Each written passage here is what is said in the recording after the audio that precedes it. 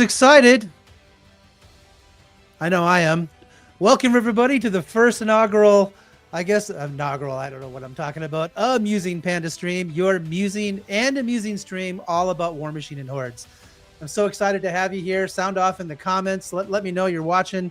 I'd love to hear all about it. Today, you're in the right place if you want to learn all about which faction to pick. So if you're new to Warmachine and you're like, gosh, there's like these 9 different armies and I don't know which one I want to play, I'm going to help you with that today. I talked to some of the best competitive players in the world and they broke it all down for us. So make it real simple so that us new players, because I'm new, I've been back for all of 2 weeks, and we can talk about that. Also, we're going to get into why we love this game. Actually, we'll probably start there. If you're on the fence or if you're new and you're just like, gosh, I don't know if I want to play this game or make the commitment, because let's be honest, playing a miniatures game is a commitment. It's a financial commitment. It's a time commitment. Painting your models, getting your models painted, whatever it may be. There's a lot that goes into that decision, and we're going to kind of show you why this is the best place to be. And then last, we'll finish up the episode by talking to some returning players about some of the differences between Mark IV. So if you've played Warmachine, you know how great the community is, you know how great the game is, and you're just like, who should I, how is it different? Like, does it still play like Warmachine? Does it still feel like Warmachine? The short answer is yes, it does. It feels very, very good to play the game. I will say that it's, spoiler alert, more streamlined and easier to play. All right. So, hey, look, we got a wild Alexander Cosma in the chat.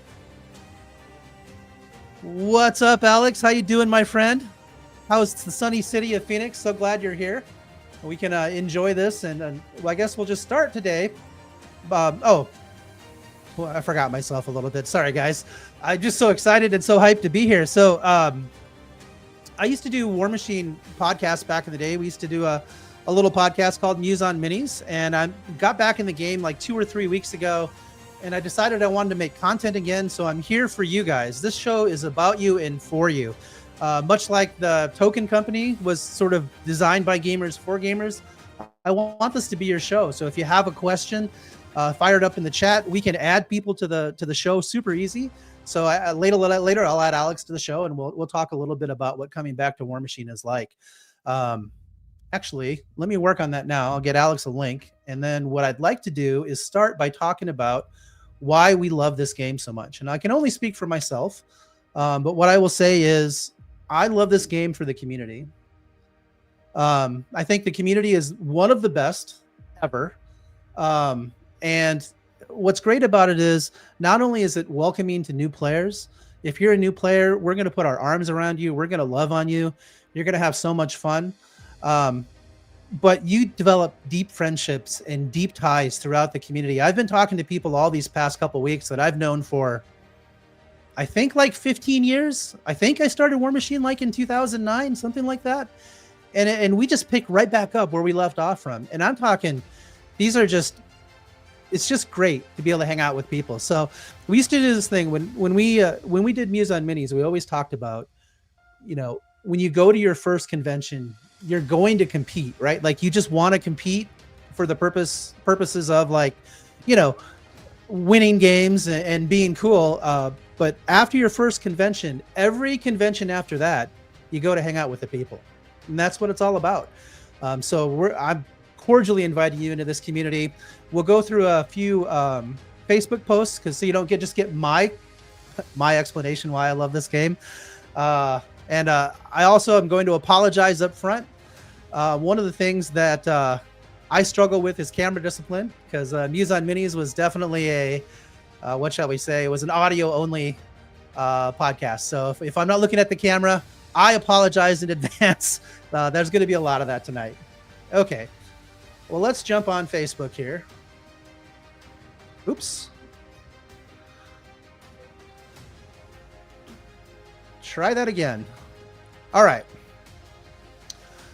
So I made a post that just said, hey, can you guys tell my friend Anthony Birdsong on why Warmachine and Hordes is an amazing game? Because there's a lot of reasons. Like if you're new and you're trying to decide, like, do I want to play miniatures games with big steam powered robots punching kaiju?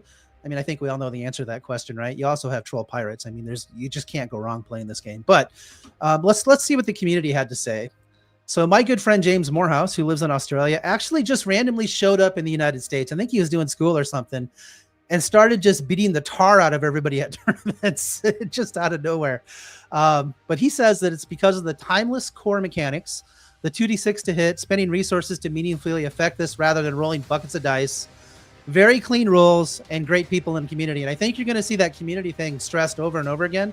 But I want to touch on the rules really quick. One of the great things about Warmachine is if you go look up a rule, it is almost always crystal clear. Like there's very few things where you like think to yourself like, oh my goodness, like how is there an argument about this? I mean, we've all had those arguments. Well, does it mean this or does it mean that? You don't really get that in Warmachine. It's more like, oh, we read it, makes perfect sense, move on, no argument. I mean, I used to TO a lot of tournaments, and I can tell you that TOing is actually kind of a dream because most arguments amongst players are settled. They're settled just by looking at the rules. The other thing that the community is really good about is playing by intent, and as well as being real strong with measurements, right? So sometimes you need a judge to come over and just, a measurement is really close, and they have to make a judgment on that. Andre is my good friend. I met him over at the World Team Championship. Great guy. Again, first thing he says, great people. He says it always has had great people, at least the ones I have met.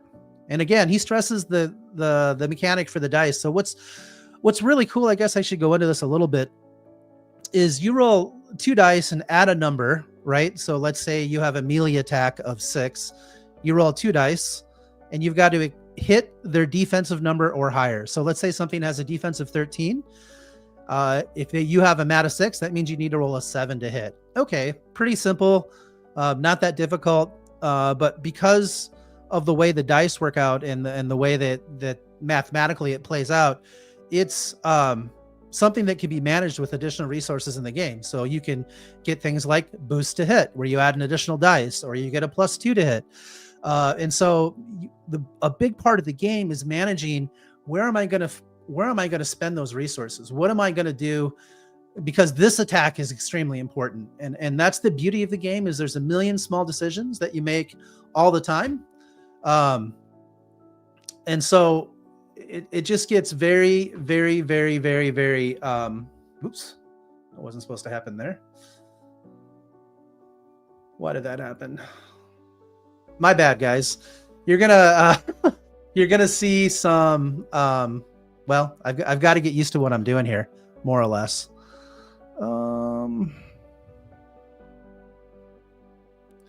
1 second. Technical difficulties.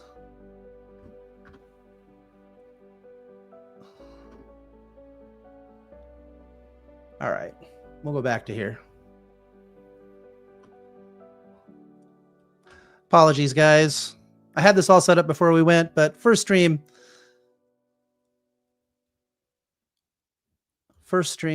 mistakes.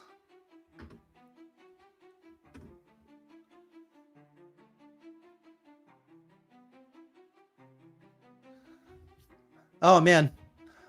Here, I'm gonna talk about a few comments because I've been kind of going on for a little bit here.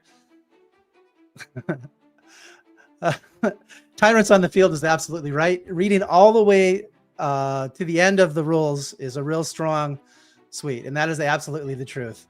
And Alex says, hey, so much of the game is an oral tradition, but familiarity and proficiency is such a benefit to your local community. And we'll be talking about helping the community.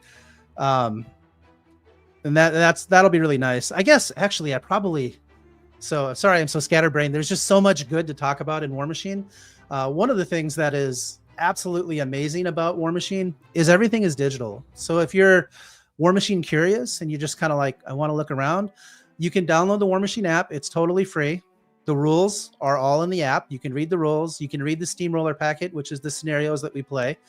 You can look at every card. You can build armies. Now, I think without a subscription, you can only build 6 armies, and a subscription is like $6 a month or something. So you can build multiple armies, but 6 armies is more than enough. Like you can play around to your heart's content. So if you're a returning player and you want to see, what's going on, well, that's a great way to do it. You just download the app and move from there. We'll get back to some of these fun comments. Oh, that's actually another thing that's kind of interesting. I forgot something. It's been so long ago that I started Warmachine that it is hard to remember how many innovations that Warmachine brought to miniature gaming, right? Like one of the big things they did is that the lore evolved. So you would play events and then they would release a new anthology book and the story would progress. And you'd be so interested. You'd be like, oh my gosh, what is this Fixius up to? Right? It was just amazing. And we got 9 viewers out there. Guys, again, feel free to jump in the chat. Tyrants on the Field has a great point. If you do subscribe to the app, you get full access to all the fluff. And I think that's past and present. So you can check me if I'm wrong, Tyrants. But I think that you get all the old time stuff plus everything new that they put out. So the app really is a one-stop shop for everything. All right, let's look at a few of these others. Again, Dave, who's fantastic. I'm going to an event up in Pennsylvania to hang out with Dave. He says it's the people. John, who's one of my locals, says it's the cool lady on the bear. Can't argue. Can't argue a lot about that. Kevin, also a longtime friend of mine. You guys might know Kevin from Advanced Maneuvers.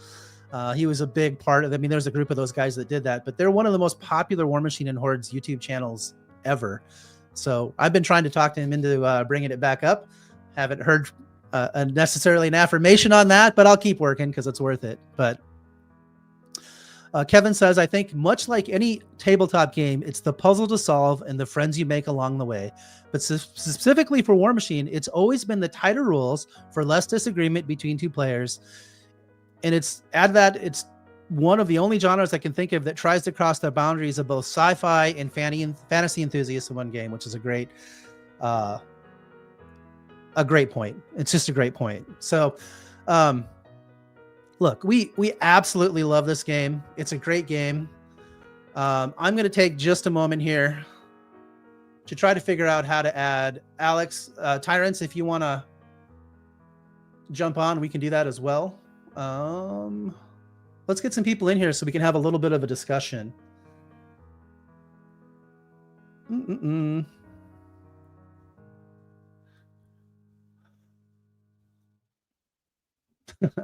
Sorry, guys. All right. Some of the other reasons that I saw, a lot of people are really invested in the models. I think it's pretty cool. And I mean, I think I mentioned it earlier, but how do you argue with fighting with kaiju, right? Like giant steam-powered robots with a big piston fist fighting with kaiju. I mean, it's just so cool. And like Kevin said earlier in that post we were looking at, it blends science fiction. You have like all this lightning coil stuff that's super cool. Everything else. So let's get Alex in here. Let's get his perspective. This is one of the cool things about this show is I want to have, people join if they can, and we'll just see how it goes. Whoa, Alex, that's a little loud. How are you, sir? Hey, is my audio coming through okay? It is. It absolutely is. All right, great news. Welcome back, John. So glad to have you. Oh man, I'm excited to be here. I might have been it might have been a little too much John in the beginning, so I'm sorry. But I love this game. I love that I'm back. I have so much energy, so many things to talk about. But yeah, why don't we get your perspective? Why do you think people love this game so much? I think it boils down to a couple of things. So if you came into wargaming as, a young guy or gal, you experienced going to 40K, Games Workshop stores on, like your strip malls or wherever made a big difference. You saw these fascinating minis, you saw this cool history, and then you start to get in the rules. And it's the only game in town, and boy, is it disappointing in a lot of fronts if you want to make this your main thing.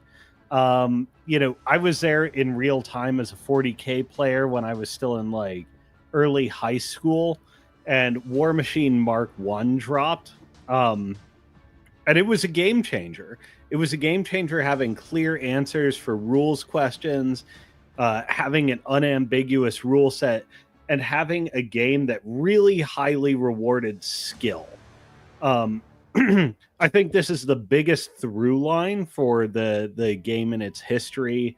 Is Warmachine is very chess-like in that there's almost no limit to how good you can get at it, and the game is every step of the way there with you, having your back, supporting your adventure to get better and better. Whether that be through like clear answers or a tournament circuit, which evolved over time. And by the way, like, you were one of my major influences to get to where I am now.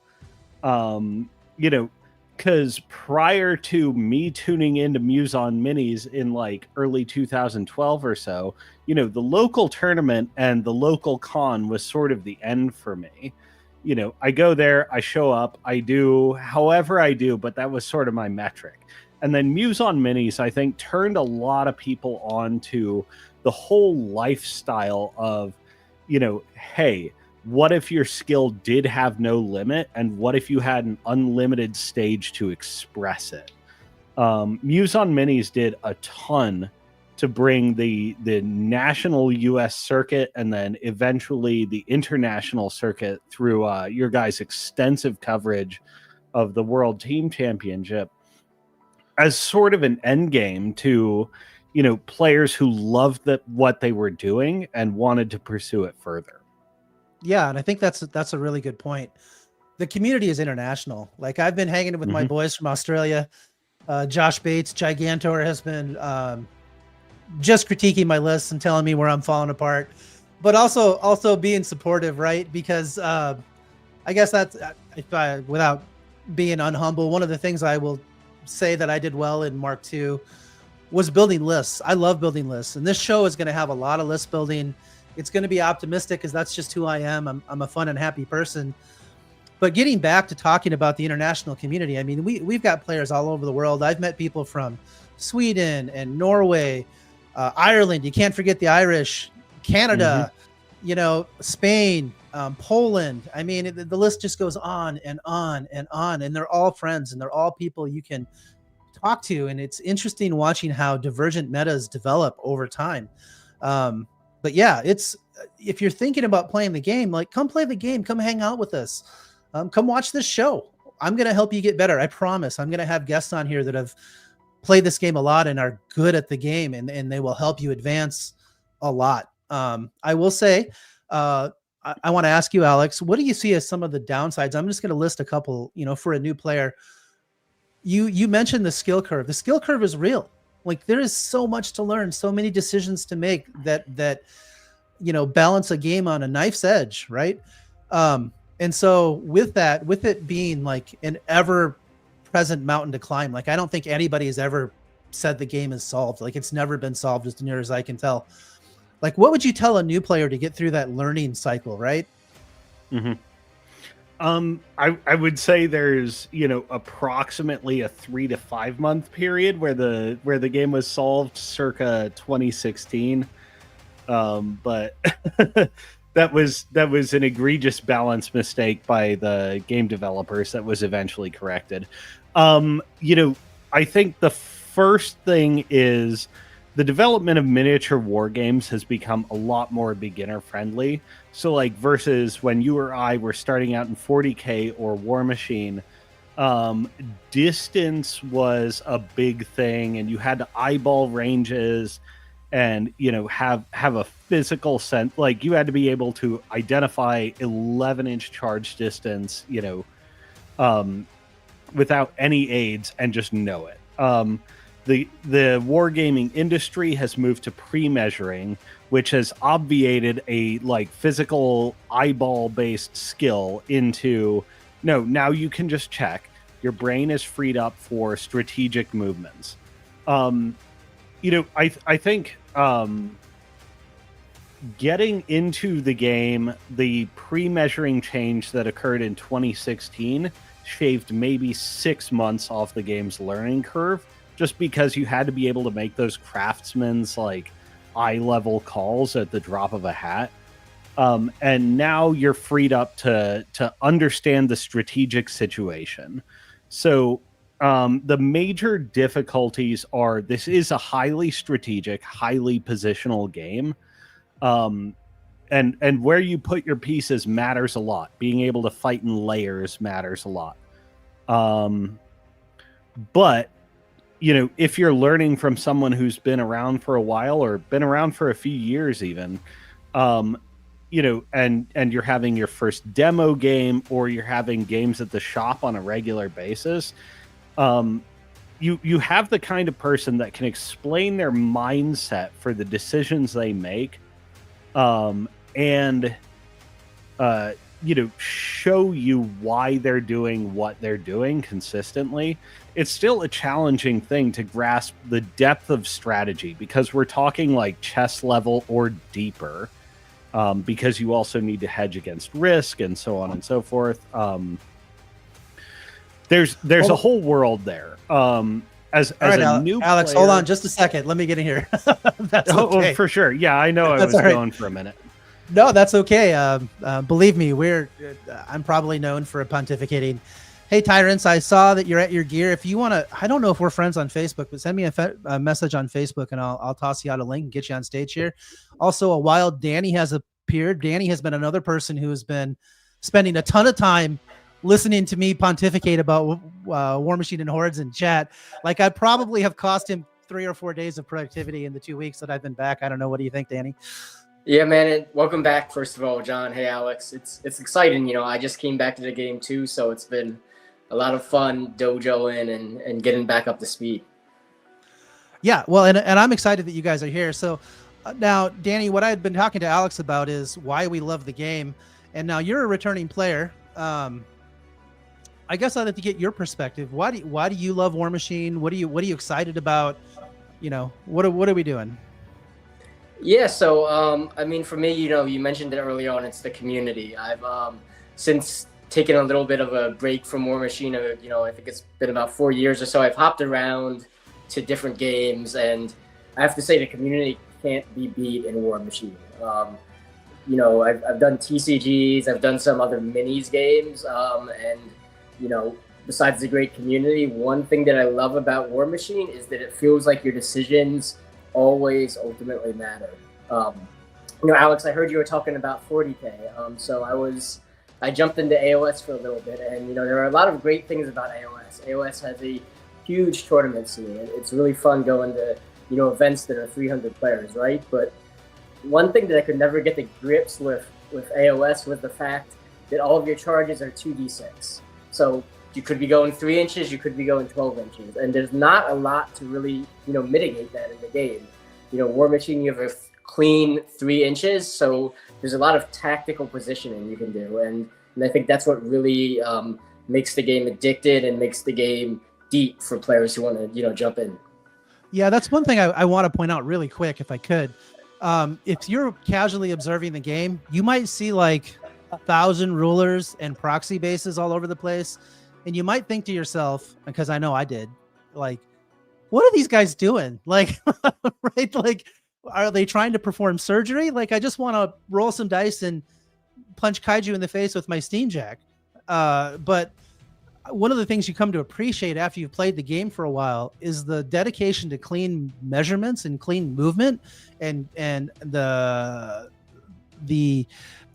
focus on positioning models. Because like putting your model a half an inch forward can be a disaster. Like it just can be in this game, and you kind of have to know that, and you have to pre-measure it. And that's what what makes the game fun, because there's like so many ways to do different things, and doing them the right way is it's very rewarding when you play a beautiful game. So let's go ahead and add tyrants now. Look at this, guys. More people jumping on the cast. Welcome to the cast, Joe. How are you? Doing great. How are you, John? Great to have you back in the community, bud. Oh, man, I missed you guys. I didn't realize how much I missed you guys, but I missed everyone so much. You guys have no idea.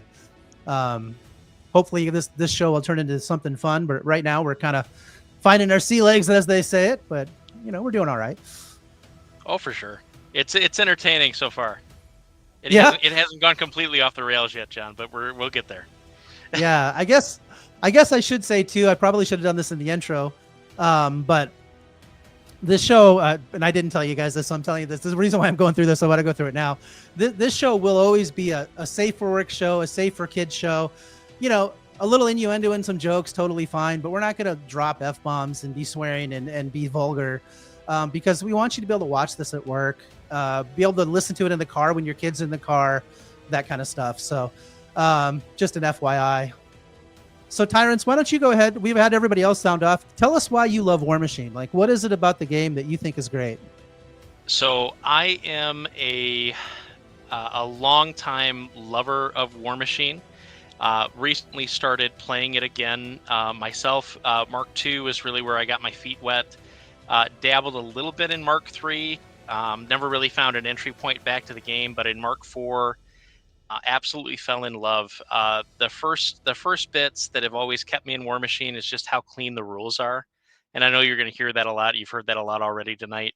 But I can't stress enough how amazing it is to have not only very cleanly written rules, but when there is rules disagreement, having an actual process of escalation to get to a resolution, and every rule gets adjudicated at a point by the company is huge. The company, for those that don't know, actually has a group called the Infernals that they employ, and the Infernals are responsible for keeping the rules and understanding the rules, and for handing down the ultimate judgment to the rules, sometimes even to the developers themselves.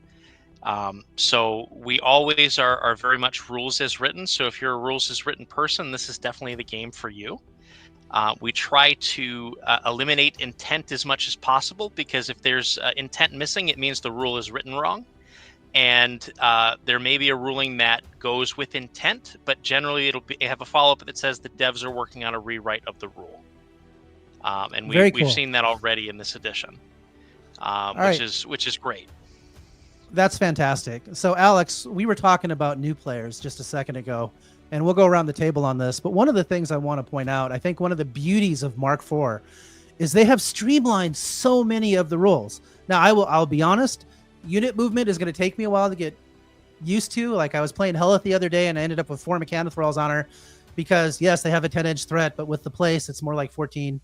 But AoEs, spray templates. There's just a lot of things that they've toned down in the game to make it more streamlined, a little bit more abstracted, but faster to play. You can play a 100-point game, which is the tournament standard, in 2 hours, pretty easy.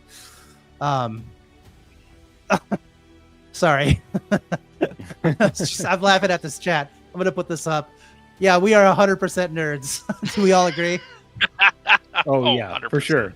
100%. We're nerded out hard here. So, all right. So anyway, Alex, I was coming to you. What do you think about the changes to the game and how it impacts new players and how it impacts players coming back?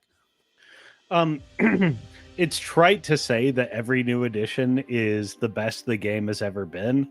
But having survived, this is now my 3rd edition transition. I think it's continues to be true. And like versus Mark III, where the game got better than it ever was, but it was kind of dying because the game's catalog had grown so large it was almost inaccessible, etc. It was a weird time to try and play despite being the best edition. This one, a lot of rules simplified, a lot of rules streamlined, catalog trimmed down. And it feels like the early days of Mark I. You can jump in, you can know every model. After a few months of like seeing what people do, and play. There's a lot less caveats in the rules, as with previous editions. Power attacks are the single most complicated things that exist, but they're less weird than they used to be. You you have to get used to guys moving and dumping more guys out within 2 inches.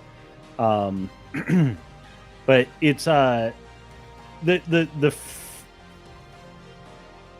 what's the I think it was Lyndon Johnson said things are now more the way they've been than they ever have been before. It's kind of like that. The game feels like a purified version of itself. Let me throw it to you, Danny, really quick. What do you think about Mark IV? Like, you're a returning player. You're brand new like me. I think you're maybe 2 weeks ahead of me, right? As far as like how long we've been back in the game. Here we are dispensing advice and having a good time. It should be fun.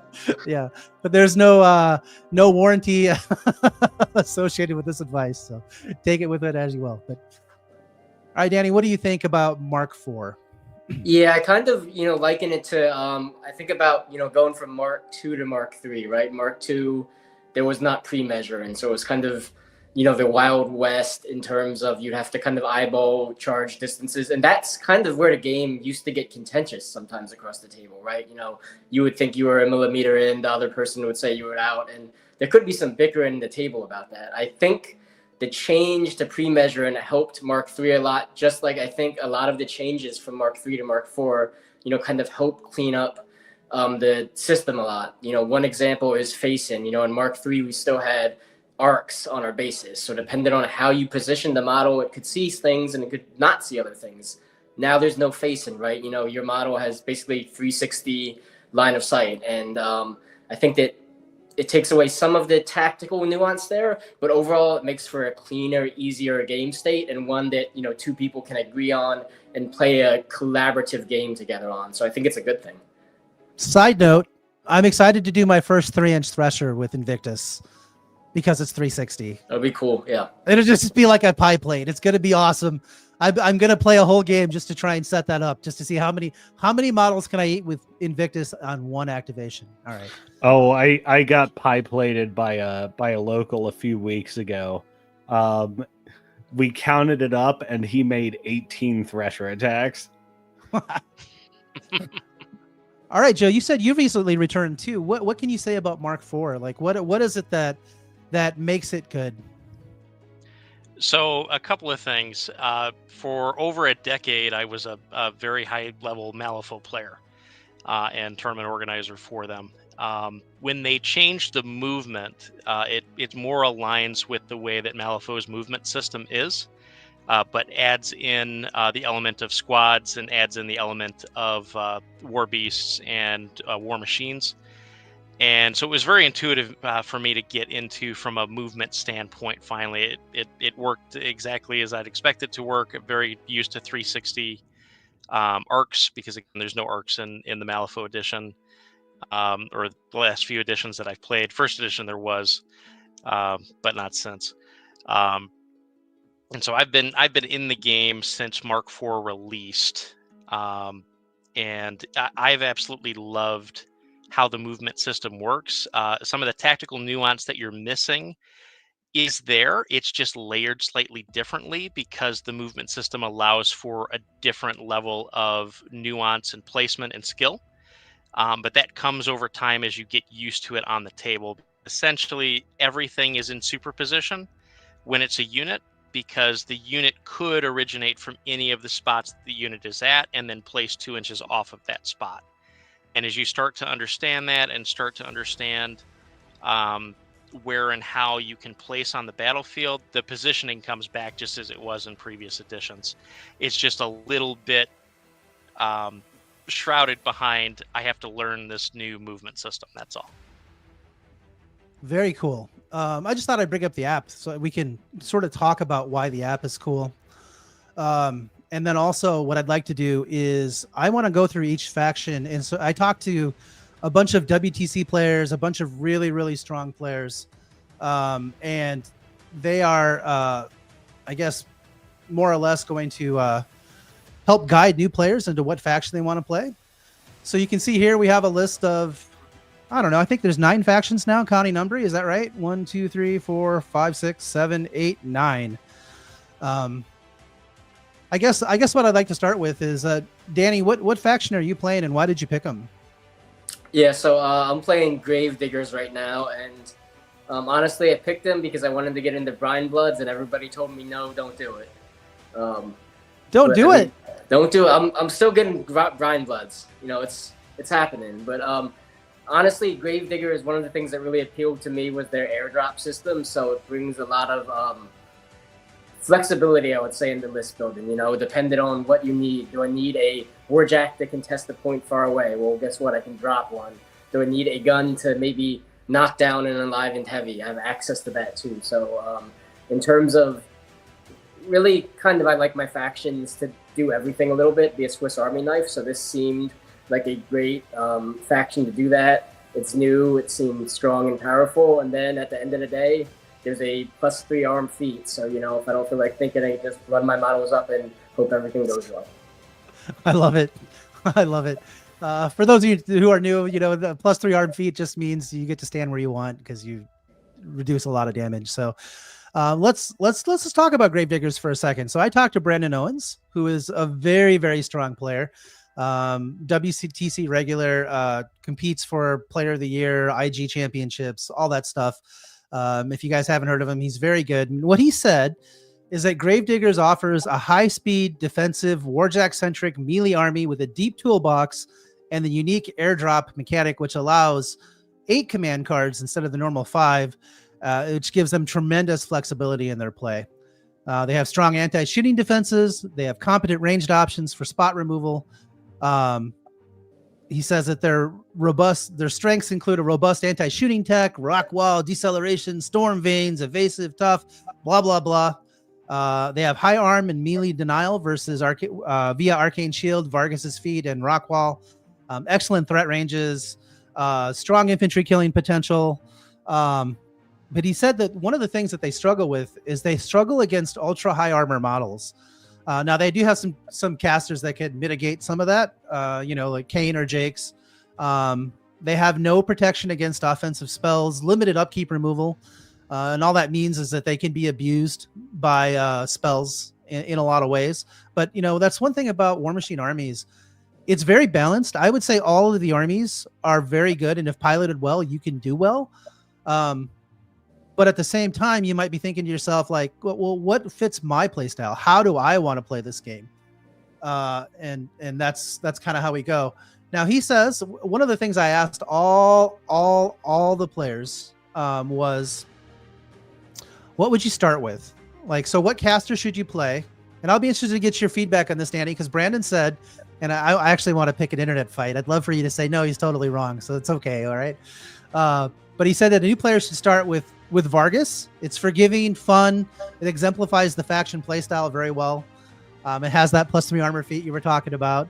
And he suggested that you buy the command starter, the battle group box, the core expansion, a second gun mages unit, and the airdrops package, which is about $345 and gets you a pretty complete army where you can play lots of different casters. Anyway, what do you think? What do you think about that? Yeah, I mean, honestly, it's hard to disagree with Vargas for the fact that, you know, you just mentioned one other thing that he has is he gives this whole battle group fleet, right? So +2 speed, so they can get where they want to go pretty fast. In terms of buying options, that sounds right to me. One thing that caught me a little off guard in this edition is that your gun mages aren't really pew gun mages anymore. They're enlivened bots. So, you know, as Brandon mentioned, right, it's a Warjack faction, so you're going to want some gun mages to hand out free focus. You were talking about having, you know, that focus as resources before. So, you know, the more the better, right? Yeah, absolutely. One of the things that's super cool about the Grave Diggers is they have this like World War II in the trenches sort of thematic going on. And if you want to play Warjacks, which I think honestly a lot of people get into the game to play Warjacks and to play the big monsters, the big beasties. I know that's what originally drew me to the game was a Khador Warjack. I was like, what is that? I want to play with that. That looks so awesome. So one of the things I wanted to do for new players, this is actually, I don't know why I started with Grave Diggers because this is the worst example, but I wanted to break every faction down into a D&D character to sort of break down the play style for people, right? But I haven't figured out how to do the Grave Diggers. It's like the worst one. I've had some suggestions. Somebody said, Well, they're basically the dungeon master because they get to break all the rules whenever they want, right? It's fair. Yeah, but I mean they pay points for it, so it's still balanced. I don't want people to think that like you're cheating, but they do have these ways to sort of interact with the rules of the game in a way that most of the other factions don't, which is sort of what's unique to them. Another person suggested the engineer. Makes sense, I think, thematically. I don't know. What do you guys think? Is there a D&D character you would equate Gravediggers to? They're where your analogy breaks down. Yeah, I mean, like you have a hard time positioning Dusk, and you have a hard time positioning Chimera, because these are factions that like don't match cleanly. Gravediggers, boy, you're all. Artificer's a good one. Yeah. Artificer, I think, is where they're at if you want a D&D comparison. So when we say break the rules, really what it is they have the ability to call in very specific tech pieces, but they don't have to choose that tech piece until they need it because it's linked to a card that they're taking that's generically available. They're offensive Grimkin. If you were playing if you were playing through like the late Mark II, early Mark III, and like continuous epoch, Grimkin uses tricks against you, and most of the cognitive burden lives on your opponent to react to your ability to trigger like your Yu-Gi-Oh trap card. Gravediggers is I can trigger my trap card whenever I want, and it's just a matter of did you give me the opportunity to. Awesome. All right, well let's pick another faction we can help a new player with. So we kind of broke down Gravediggers. Joe, where do you want to go next? I will speak to Orgoth, as they're the faction that I started with. I'm currently playing Shadowflame, but Orgoth is where I started. And if we're talking about new players, I've got some thoughts for Orgoth. So that's awesome. For a faction synapse, if you're an old school player, think if Scorn was just a little bit just a little bit better. From a playstyle standpoint. So this is a faction that is built to kind of take a punch and then punch back. They're very much built to kind of frustrate the opposing player as much as possible, stand there and keep taking a hit, and then ultimately overwhelm you in the mid game with superior infantry and very strong jack play. They are a living army, so they have all the issues that living armies have, and they don't have a ton of tricks. Basically, what you see on the box is what they have, but they have some phenomenal casters with amazing spells and a great rack to really support sort of the game plan of taking that punch and then delivering the final blow once their opponent gets a little bit tired. Joe, we should explain rack really quick. We start saying great rack, people are going to think something different, I think. But the big thing about a rack is it's a group of spells that you can choose from every game you play. So every time you sit down to play a game, you decide what army you're playing, and then you decide what. So your caster will come with 2-3 spells probably, and then you'll have like 2 or 3 options to choose from a list of like 15 to customize how you want to play this caster this game. It's really fun. It also means there's less spells in the game, which is good. We used to have 20 casters with 6 spells each. I mean, it was getting per faction. It was getting a little wild. I think one of the things I talked to Blake Cooper, who is another fantastic WTC player, and he echoed a lot of the things that Joe said. He said that their strengths are powerful, accurate attacks, right? Which is true. They hit like a freight train. They have their weaknesses were limited infantry speed and like very few spray attacks. So just like Joe said, they play like a catcher's mitt. They go stand in places where you have to engage with them, and they're resilient enough to stand there, I think, is a lot of their game plan. And if they force you to engage through scenario or just existing in places you don't want them to exist. He says start with Horusk, simple, adaptable, very powerful. Also, he has probably the best turn-by-turn ability in the game that I can think of, which is one focus to reroll any dice roll. We are all old school War Machine players. If you've played long enough, you know absolutely the one roll where you're like, this has to hit or else I'm hosed. And he just gets to fix it every turn. So it's for the cost of one focus. It's kind of nice. Yeah, it's an amazing ability, and he's another one that has a +3 armor, no knockdown feat, which is again very forgiving, very beginner friendly, and then will carry you all the way through. He's really the linchpin of the faction. When you look at the play rates and the win rates, Harusk is kind of the everyman in the faction, and then it's normally either Sebreth or Kishtar that's your off pair. Yeah. So this is my idea, but my D&D equivalent was the barbarian, because they apply axe. Yeah, they apply axe to face, much like the barbarian. They absolutely just destroy people when they get there. The other thing is, the reason why I chose barbarian is they have a lot of similar mechanics. They play with a lot of berserk, right? You're going to feel like a barbarian, and they have a lot of movement with melee attacks. So one of the things about War Machine is it's very difficult to to dig deep with melee attacks because of the way models stack in the game. And they have a lot of tools to make it really operate more like shooting, in that they can hit and kill something and then move, and then hit and kill something else and then move. And it allows them, like I said, to dig to the juicy center of the people's battle lines in the same way you could by just aiming a gun and popping somebody in the head. I think, John, one thing to mention for people who may have not, played War Machine before and are looking to get into it is that in a game of War Machine, you have the normal win con of, hey, I'm killing my opponent's army and they have nothing left. You also have scenario, which a lot of games play to now. You're trying to outscore your opponent.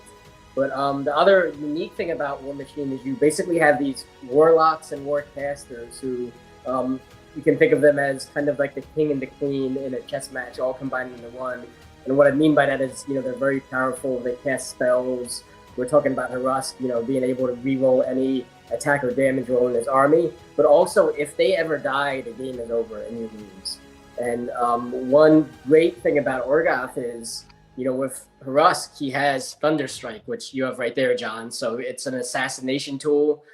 There are these things called arc nodes in the game, which basically let you extend your spell threat range. So, if you're ever on your back foot in a War Machine game and your opponent leaves their caster open, you can knock them down, and then makes them easier to hit, makes them easier to shoot, and you can, eke out a game that way. So that's one of the really cool things about Orgoth too, I think.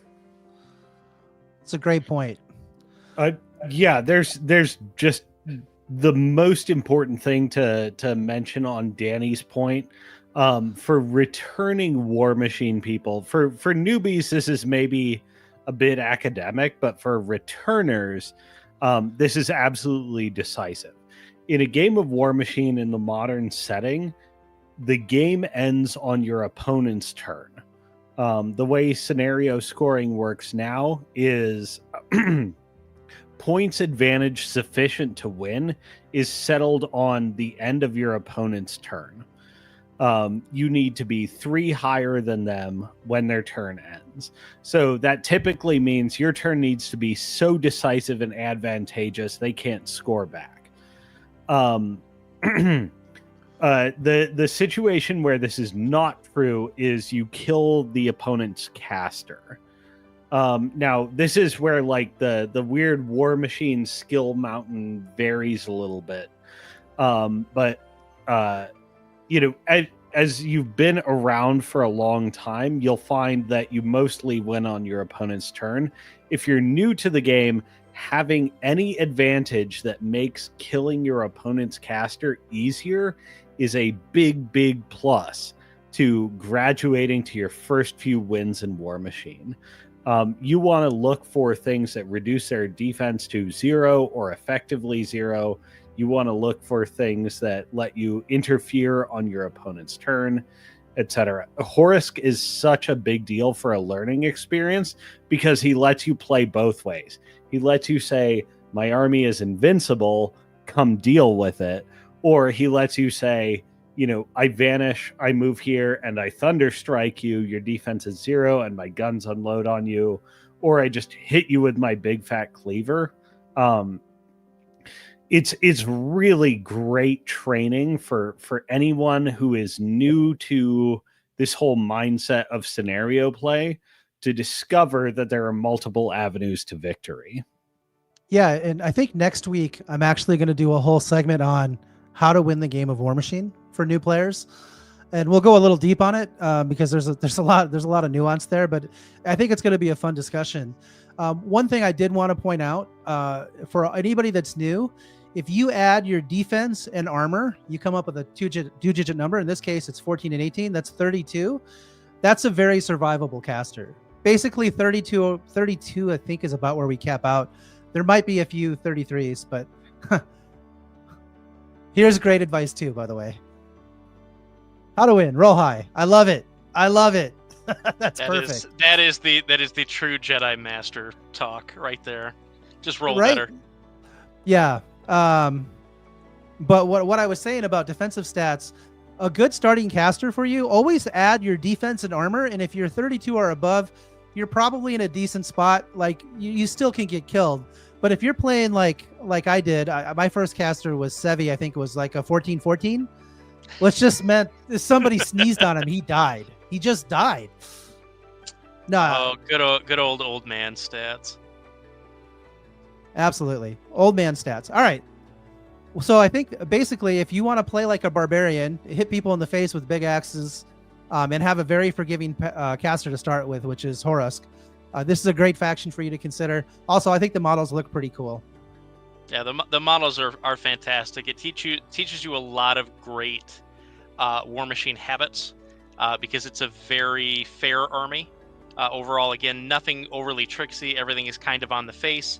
It gives you a really good understanding of what threat ranges are, because in order to play them well, you have to understand what your opponent's threat ranges are and what your threat ranges are and how to close that gap. And so it teaches you a lot of really good habits, and you can be very successful in your secondary faction if you start with Orgoth. So that's my plug for newbies in Orgoth. All right. Well, let's talk about Necrofactorium for fun. One of the things that I'm actually struggling with as a returning player is I want to call them cricks. And while they are cricks, one of the big differences, and I guess I'll just explain this really quick while we're here, is now armies are self-contained, right? So Necrofactorium is an army that you can play. Cricks is a faction that will have multiple armies, just like right now, Signar has Storm Legion and Gravediggers both as possible armies, with a few models that kind of play in both, but mainly they're pretty much completely separated. Why this is important and why I think this was such a brilliant move, and why Alex earlier said something about how this is the best edition. Balancing the game from a developer's standpoint gets harder the more models that are available in a pool to play with. And what I mean is right now, like we look at Crix here, right? They have 6 different Warcasters. Imagine this was 20 different Warcasters. Every time you released a new model, you'd have to test them with 20 different Warcasters to make sure the model wasn't broken. And what you end up with is, and we saw this at the end of Mark II, was a lot of, I don't know, like blasé releases. They're just like, you can't do anything with this. It's like boring. And the reason why was they couldn't really get in their bag and do interesting stuff because it inevitably was broken with somebody, right? And so I think Huxley has 15-19. Get out of here. Sorry. I have that squirrel brain. You guys ever seen the dog on Up? That's pretty much my brain. Anyway, I just wanted to point out that now they've limited design space to allow them to be more interesting with armies. It's a little bit easier on players because they can collect an army and it can be basically complete, and then they can move on to another army if they want, or continue to play their current army. And it's just good design, and it's a way for them to support the game into the future so that it doesn't, die out to the bloat of the game, right? Yeah, it's a much more intelligent design than previous editions, where it kind of takes, as Gregorium said, it kind of takes the experiment that was the Mark III theme armies and brings them sort of to the next level of evolution, where you kind of have these set building blocks that are these individual armies now, that are more fleshed out than they've ever been. They don't feel incomplete at all, and then you can kind of Lego things together with the addition of a cadre, which is, for very, very simply, a group of models that will work between the armies in a faction. And so they can limit what those interactions are. They can limit the damage that the mixing of models can do. They can make their testing a lot more streamlined, and they can make each of these armies a lot more interesting because of the streamlined testing process, as opposed to having to go through 20 different casters with a model, and you end up with something very bland that's not going to be played. And in another case, you end up with a model that's absolutely broken and then has to be errated 3 months later. So it saves that, and it gives a better user experience across the board. So I'm a big fan of sort of this evolution. Yeah, and I think Gregorium makes a really good point here. There is, it's not all roses. There's a little bit of a downside. Is once the army is complete, then you won't get new models to shake things up, or at least not very often. I don't know that they've ever said they're going to completely close the door on any armies, but they have said that they will get limited releases in the future. One of the things that was really fun about Warmachine back in the Mark II days was there'd be an anthology book released, and you'd get new toys that shook up everything in your army every year. It was like, this is the best thing ever. It's like Christmas. So now one of the things that is helpful with this is every year so far, and this year is no exception, we have one coming with the subscription model that's coming out at Gen Con. There is a kind of universal solo and giant war beast, or in this case, it's going to be a monstrosity this year with its associated junior warcaster, that allow every army to at least get a release, including the legacy armies that are still in Prime. Which again is every army that existed previously. It's just not all the models in those factions. It's just the legacy selection. But that model is going to be available across the board for everyone. So there's a little bit of the throwback to that anthology. It's just not as robust as it was in previous editions. Because I do remember how exciting it was in Mark II. When there was a new book coming out or a new anthology coming out, that everybody got something. I remember when Cav was released and the game went nuts because there'd never been that, and then every faction got Cav, and they got a flavor of Cav that was unique to their army and fit sort of that play style. And so those are things that will, as this game evolves, and if an army is really done or not, and even if it is, there benefit to completion, because it lets you go, okay, I have this complete now. What do I want to collect next?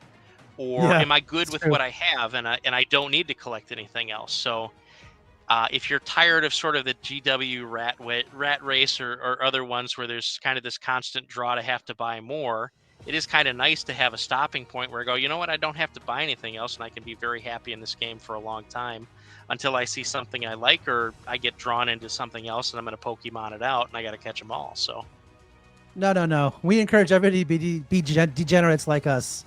You must own all the armies. Yeah. All right. Well, there's a reason I got Umbreon on pre-order, John. Yeah, I feel you. Let's we've made Carl wait a long time. And if you guys don't know, Carl Morgan's in the chat right now, and he's the one that brought us Warmachine Weekend, which became Warfare Weekend. He organized it all. He set it all up. Iron Gauntlet, that came from Carl. So like a lot of things that are in modern Warmachine that are just awesome, like Warfare Weekend is awesome. That was thanks to Carl. So let's talk about Crix. First, I'm going to go over really what Brad Park told me. And as you guys know, Brad Park, another top. Oh my God, Charlie Foster. Sorry, that squirrel. My bad, guys. I apologize. I just had to say hi to Charlie because Charlie's an old friend of mine. Charlie, I'm so glad you're here, my man. we're excited. You're gonna have to join me for a stream sometime, and we'll tell the story about how you got a bunch of girls to come up and tell me that I was they were my biggest fan or whatever that was. That was the worst day of my life. Anyway, let's talk about Crix. So Brad Parks says that the playstyle is kind of interesting because you're basically out threatened by almost everybody. But you excel in melee. You have very cheap heavies, efficient support, and one of the big things you do is you do a lot of recursion. So you can think about it as like you're not really a ranged attacker, but the one thing that is true, once you get there, you hit so hard and so accurately that you just remove whatever you get in contact with, and you're very resilient because you bring a lot of models back every turn. I was talking to my Crix opponent, and I happened to be playing Dusk, so I denied a lot of his shenanigans. But he said he brought back one turn like 13 models one time or something crazy, which isn't just insanity. Like I can't imagine doing that. But so he lists the strengths. He said that malefactors are extremely cost effective. They're a very well priced jack. Again, if you want to play cool looking stompy robots, the malefactors are great. They have no bad units. Every unit you purchase in Crix is very playable. There's nothing that you're just like, oh, I don't have a use for this. Weaknesses, they have limited gun defenses. They rely on their command cards, stealth, shield guards. They're very vulnerable to remove from play effects that counter recursion. So you do have a little bit of an Achilles heel if you choose this faction. And then they, like he said, they only have one deceleration caster for shooting defense. He recommends starting with Sepsira. Sorry. She's strong, versatile, very powerful field marshal. So she runs jacks very well, a very good feat. She's got 15, 17 defensive stats, which if you're paying attention in class earlier, hey, but it's 32, right? So, yep. So she's got a lot of build flexibility. Basically, he says you can just put whatever you want in the list with her, whatever models you think look cool. It'll probably be a pretty effective list. So that's a great first caster to start with. And he says you have a lot of buying flexibility. If you play Sepsira, you can just buy what you want, right? So also, yeah, Carl, I see. I know you didn't invent Iron Gauntlet. You invented the Warmachine Weekend Invitational, which became the Iron Gauntlet. So while you are technically correct, I was correct from before, right? We all know Carl invented the Iron Gauntlet. That's the oral history. That is how it works. Yep. Well, the going back to the OG hacksaw, I think we'd probably hit peak new Warmachine if we get hacksaw back, because OG Warmachine tournament packet did not start company up or company down. It started community up. Yep. With a little guy in Milwaukee who put out the first set of rules. Except that he wasn't a little guy. I mean, he was like a former Marine or something, right? The guy was huge. No, yeah. Hacksaw is a giant. Hacksaw's like 6'3". Yeah. But you're right. It's just a community member who's like, we need something to like force engagement. Otherwise, gun lines just dominate this game, right? So yeah, he came up with Steamroller, and the game hasn't been the same since. Carl's continuing to correct me. But anyway, back to our D&D analogies. I think a really apt D&D character for this is an evil cleric, because they dabble in resurrection and raising the dead. They're very resilient, right? And they can be martial. Like clerics can be martial. I just think it's, if you like sort of a very resilient play style with resurrection, and sort of like one of the things I like about Crix design is with the bringing back of models, it's sort of inevitable. You know what I mean? Like, yeah, you're killing models, but you're like shoveling outside when it's still snowing out. Oh my God, Alan. Amazing. So yeah, I just keep seeing all my old friends jumping on the stream, and I'm so happy you guys are here. Sorry, I could just get super excited and want to say hi to everyone. All right, so let's move on. What faction do we want to do next? Alex, you want to pick one for us to do? Oh God, I'd be frankly biased, but I want to see what you turned up for Storm Legion, because I'm on a bit of a troll vacation and I want to see what you came up with, because this is my vacation faction right now. I love this. So I talked to Josh from Australia, Gigantor, who is also a giant man. I don't know if you guys have met Bates, but Bates is such a sweetheart. Last WTC, when we hit Dusseldorf, which is the much more interesting town south of where the WTC was held. Yeah, Josh was just a big cheerleader for community, everyone together, and also playing Storm Legion and winning the event. Yeah, he's a boss. I mean, Josh is a very good player, former WTC player. I mean, every player I talk to has got a bona fide. So they give you like a really good perspective from a competitive mindset, right? So anyway, Josh says that it is a combined arms with an electrical edge. It thrives on synergy between warjacks, infantry, and support. They have a very strong range focus with a melee capability, emphasizing positioning and buffs. The strengths include electro-themed chain attacks, which excel at removing infantry. They're vastly superior in the range game with efficient warjacks and electrical weapons. Like they are if you enjoy making your opponent suffer and cross the field into you and blowing all their stuff up into the pieces they all love with big guns, I think it's a good faction for you. We're also fairly resilient with access to arcane shield generators, warping winds, blah, blah, blah. Weaknesses, they have a complex order of activation for maximizing their synergies. Now, when you're stacking synergies, you got to activate them in the right order or activate them before you make attacks or get them positioned properly so that you can activate them in the right order. So, you know, it's just one of those things that comes with good play. He did mention that another weakness is they're vulnerable. A savvy opponent will focus on your synergy pieces, taking away some of your punching power. And they're less effective in melee compared to factions like Khador or Orgoth. They can hit you in the face. And I will say, as a general rule, all factions can kind of shoot at you and all factions can kind of hit you in the face. It's just not a strength. Hitting people in the face with an axe is not a strength of this particular faction. And our super duper, this is actually one of the better, I feel like, D&D character mappings. This is a ranger. A ranger can go toe-to-toe with you with a couple long swords and do some damage, but where they really excel is at range and touching you up with like a nice big longbow. I don't know, Alex, what'd you think of that? I think that's pretty much dead on. Storm Legion is a faction that has changed identity a lot over the last 2 years. So I fielded Storm Legion at the WTC in 23. And I was running 2 more or less melee dedicated armies. You know, one thing to keep aware of in the contemporary game is the rules and balance of the game can change pretty quickly. Jackhammer being a cost 1 range 6 spell versus being a cost 2 range control spell was a major transformation in how the faction behaved.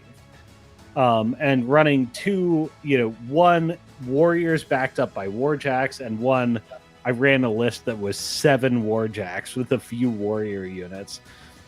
The paradigm I knew in 2023 was no longer viable in 2024.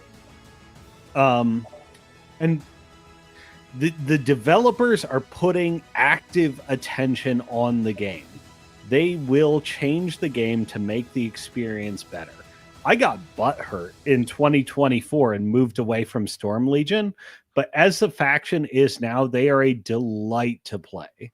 They've moved much more heavily in a ranged focused direction with like a mixed variety of approaches.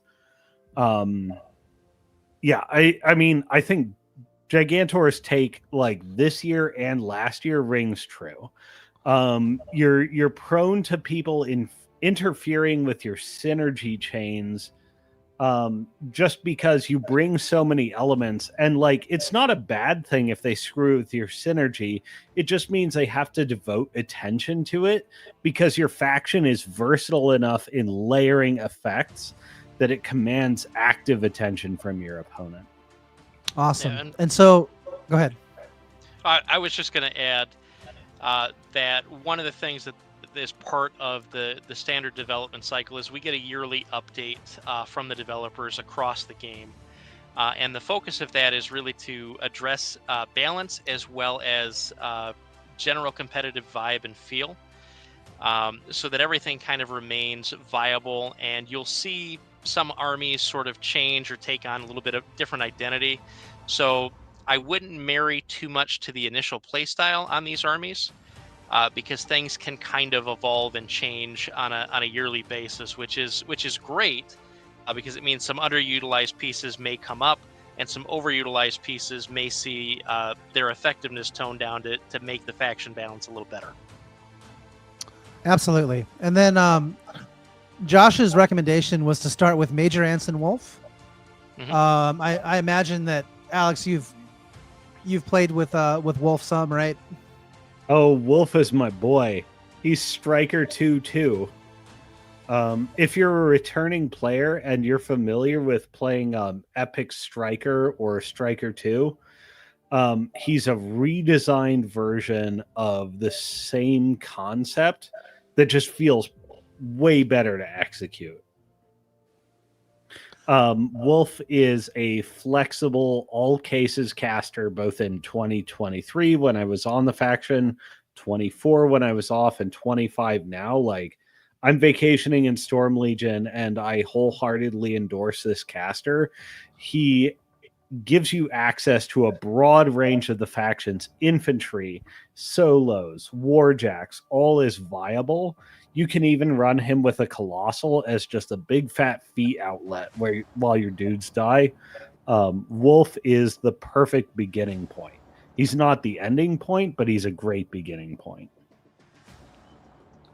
Awesome. And then he also said for a buy order is that you should buy the Core Army Starter Box, maybe 2 if you want more warjacks, and then buy the 50-point expansion box. And he's just saying that you don't need to go crazy to get started with that faction. So that's bang on. I think the one thing you do need as a Storm Legion player is the recent 2-player starter with the Hellslingers and the Kador SKS Commandos. You do need that. In that Black 13th, the character unit from every prior edition of the game, is kind of faction defining.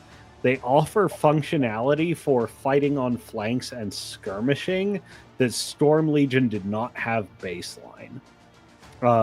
You pick up this unit, and Deuce is great too. Kane is good. Falk, we don't talk about him, but Black 13th changes the way the faction is free to operate, and it's worth the 2-player starter just to pick that up. Yeah, and you can split it with your Kador friend too, and so it's pretty inexpensive. I think it's $100 retail, so you get your half for $50. It's really not a big imposition. All right, yeah, Danny. They do sell them separately too. So if somebody just wants half of one or the other, you can buy it yourself. Perfect. All right, Danny, I want you to pick a faction. Where are we going next? Going Brine Bloods, baby. Brine Bloods. Oh no, you're gonna make me talk more. Good old Brines. Good old Brines. All right. Well, Alex, rather than I'm going to hold you to a challenge here. These are supposed to be 5-minute segments or so. I don't know how we're doing. I don't want to run out of time. Can you be succinct? Wait, I sent you my thoughts. You just read them, and I think I gave you my caveats and my question marks on the faction. Let's hear it. Okay. Well, I summarized all these, and I'm not going to lie, ChatGPT to help me summarize them, because some of you guys, like you and Brandon Owens, are both wordy mofos. So I'm not going to lie. And I just thought it would be boring if I read every word that you said. So let's see. Brine Bloods. Alex Cosma, my buddy. He said basically from a playstyle standpoint, they're an elite glass cannon, skirmishers with hard-hitting melee beasts, and they have some incidental range attacks. You can think, they're pirates, right? So they all have hand cannons or whatnot. They have exceptional offensive output with high hit to damage via push button abilities. They have very flexible casters that support a bunch of diverse lists. You can do dude spam. You can be colossal centric. They have one of the best colossals to run. They can run a heavy battle group. Their weaknesses, they have poor defense. I mean, they have defense troll, which is an old Mark 1 joke and a Mark 2 joke. 12 defense is just bad. And now I've noticed a proliferation. There's a lot more Rat Mat 7. And there's no like Rat Mat 5 that I could really find. I'm sure it's out there, but it's way less prevalent, right? So it's just they have poor defensive stats. They're very vulnerable to heavy shooting.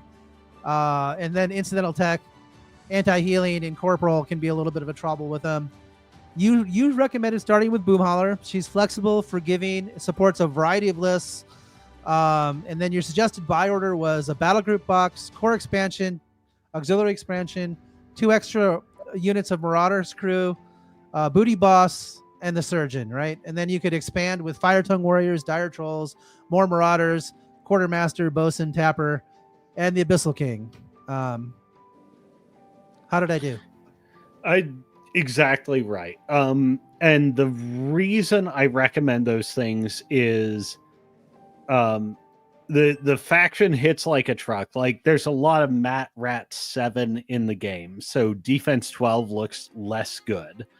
But your opponents are counterattacking like, oh, what if I add +3 defense with a feat from Kythos or from Zadaroth or something like that?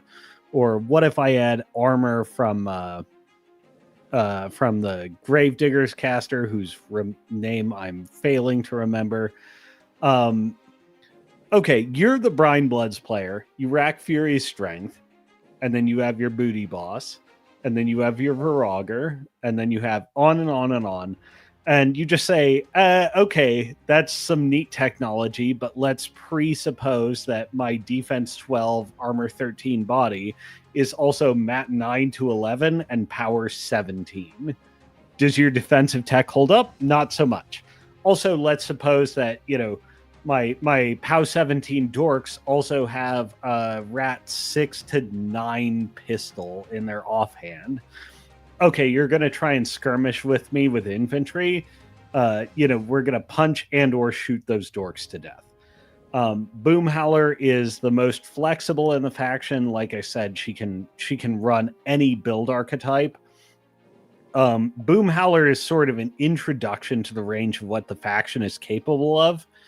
And in my opinion, the best caster is Shadow Tongue. As an it takes an experienced player to appreciate what Shadow Tongue is capable of, but he essentially pressures you on every game vector at once. Assassination. Your caster might just die at any time because he's a superlative spellcaster. Threat ranges. Shadow Tongue essentially has Perdition glued to his spell card. So you have long-range war beasts that are tough and hit like a truck.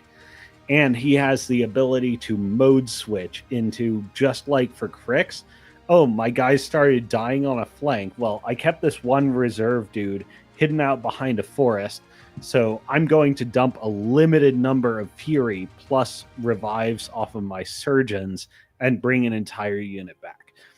Shadow Tongue can pivot into playing the game perfectly on any frontier. So one of the strengths of Brine Bloods is their 2 best casters can play in any way you can conceive of and are among the best casters at playing that way. That's awesome.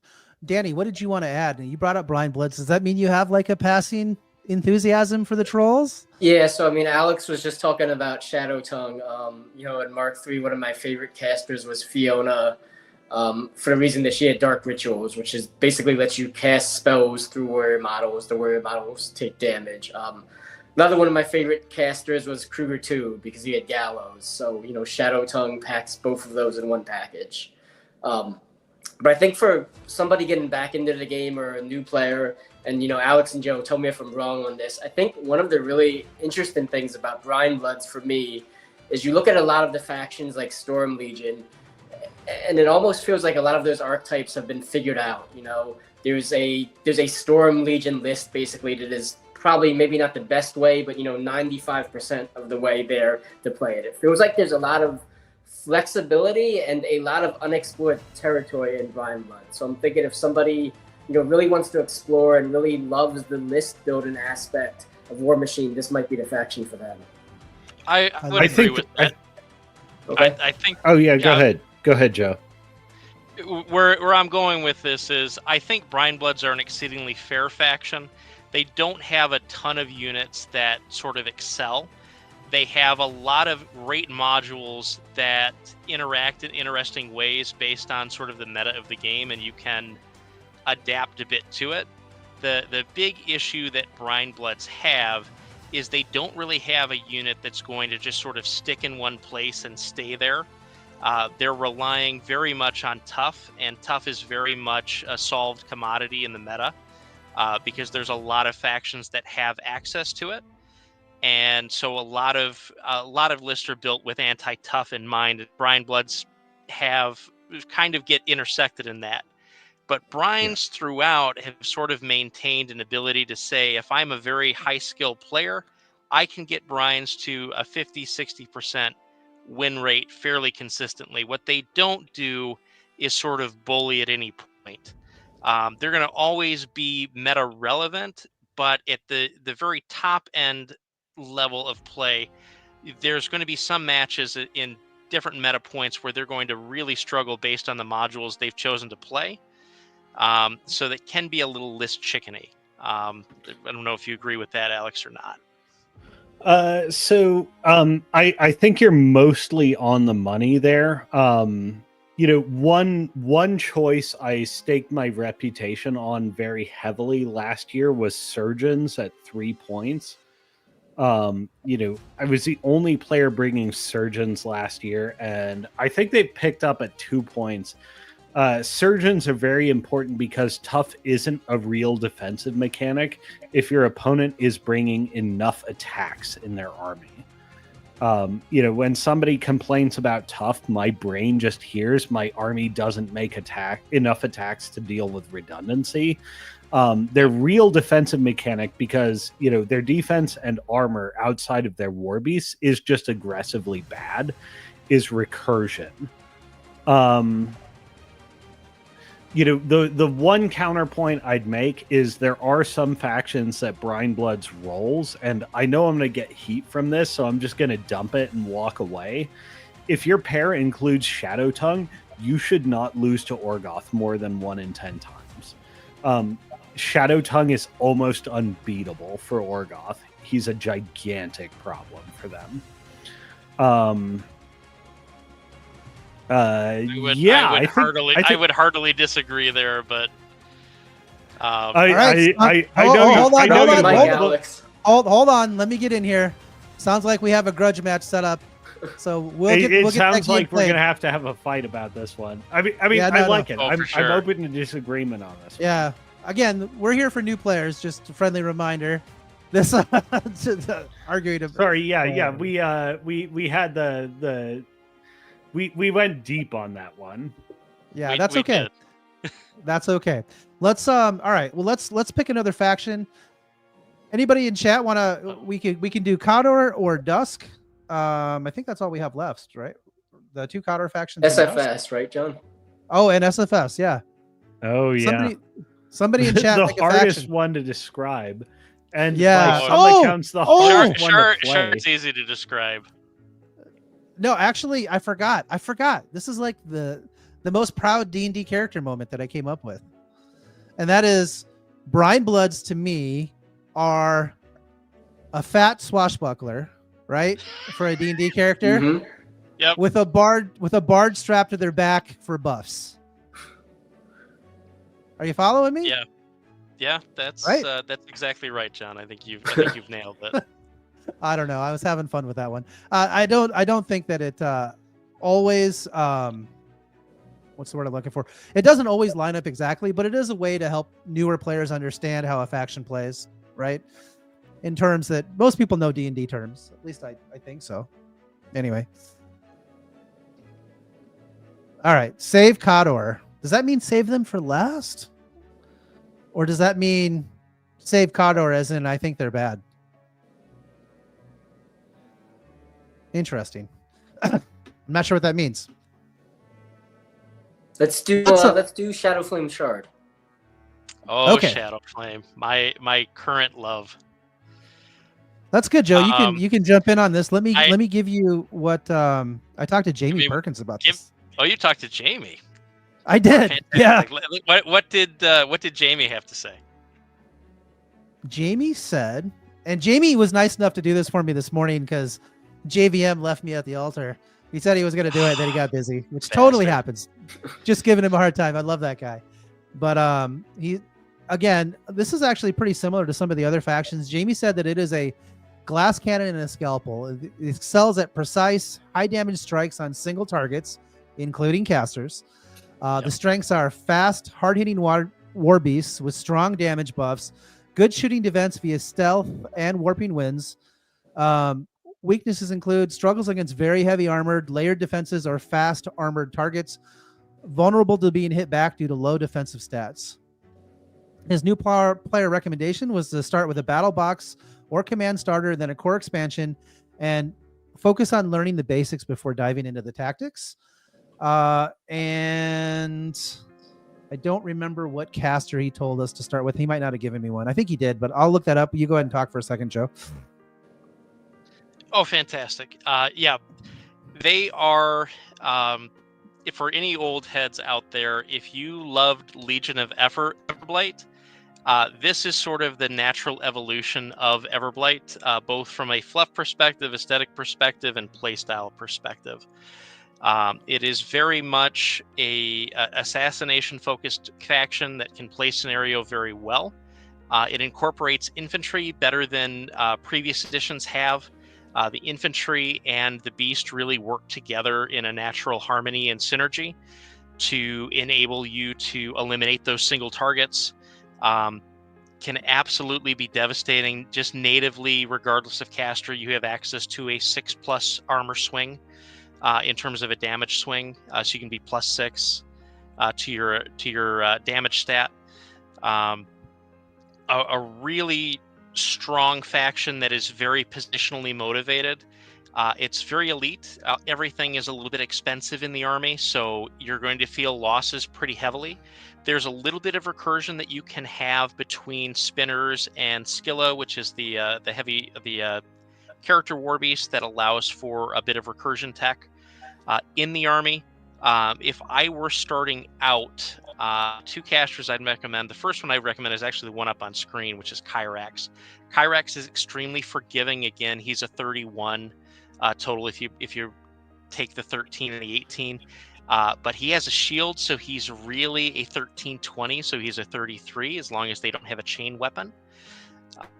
He has an amazing feat that basically gives you an additional attack if you successfully kill something in the army for another melee element in the army, or another infantry model in the army. They get to advance 2 and then make an attack if you successfully kill something. He has Alpha Hunter, so he enables your war beast to be even faster, and then if he kills something, he gives additional mat and speed to your war beast as well. So a great all-round caster that really supports any purchase package. He's very resilient. He stands on the field very easily. Pretty easy, and of course the repulsor shield is Alex is phenomenal because he just bounces you away if you try to hit him. So he's definitely the most newbie-friendly caster in the faction and teaches you some really good habits. The other one that I'd consider would be Shyrus. She is kind of the queen of the faction.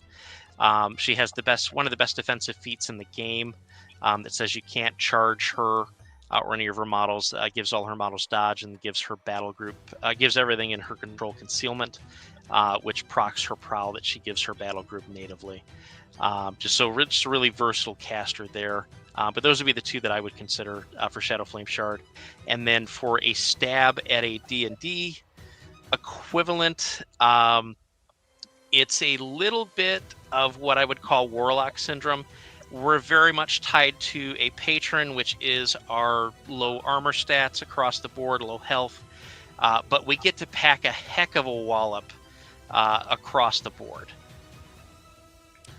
So Jamie had an interesting one for that. He said that is basically a dark elf assassin / warrior. So if you like Dritz Doruden, this is the faction for you. What can I tell you? And if you don't know who that is, I can't help you. I have to revoke your nerd card. That's all there is to it. All right. I think we have Old Umbre, right? Which we can't really say a lot about. And Winter Core left. Is that all we have left? Yep, that's all of the Mark IV we've got left.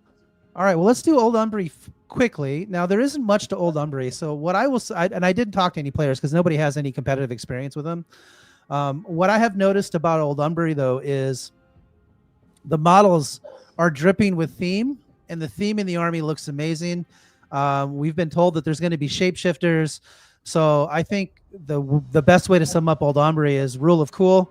If you think they're cool, they're probably the army for you. And it's like Danny said earlier, it's all going to be unexplored space. So it's going to be fun, like going on the journey of figuring out what's good or what's good for you and bringing that to the masses and bringing it to competitive events. It'll be very rewarding to do that. And if you're a returning player and you played Circle or Grimkin, this will feel very much like your old faction, but painted red instead of green or purple.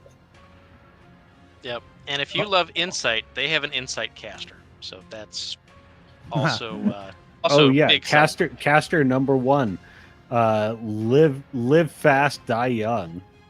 Yeah, so just for new players, Insight is a spell that says, while within 8 inches of your caster, which, by the way, just remember, if your caster dies, you lose the game. Enemy models take +2 to hit and +2 to damage. Is that right?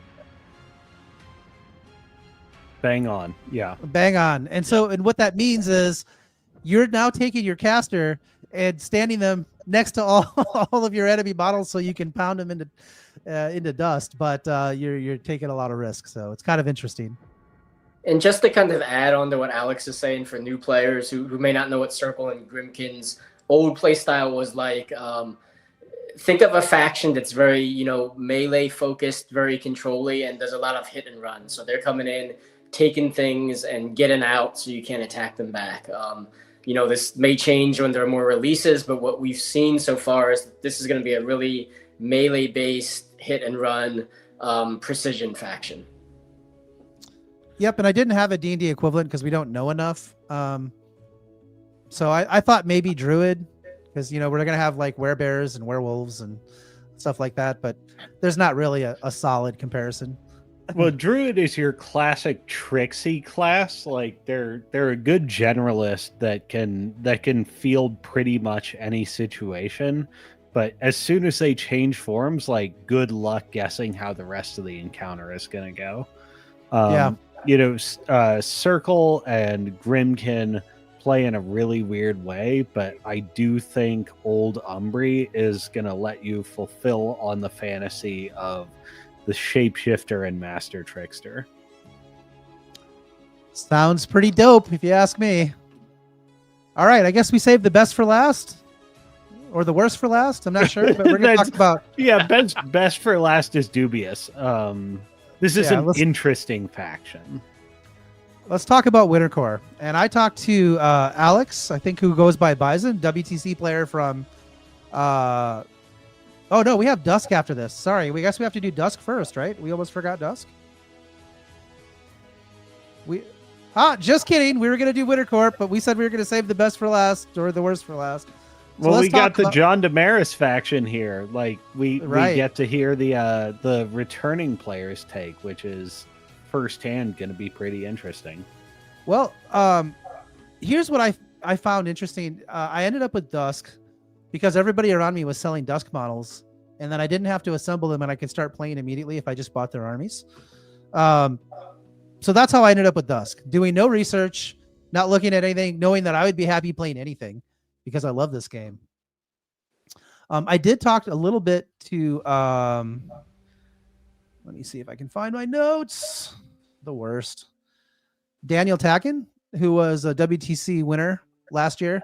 I spent some time with Woot. I spent some time with Benjamin from there. Josh has talked a lot of Dusk with me. And so after talking with them, I did write this up. I'm probably wrong about a lot of this. This is just what I see. But I think from a playstyle perspective, Dusk very much excels with mercenary support.